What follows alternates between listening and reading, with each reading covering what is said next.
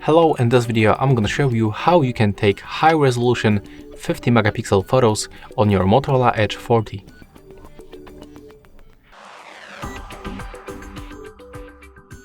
So first of all, when you open this camera application, you have to move for the right side to the more modes.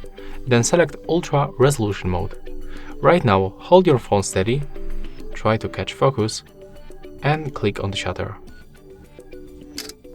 After a few moments, the photo was taken, and right now when we open the preview, as you can see, we can find the high-resolution picture and take a look how many details we can find on this photo.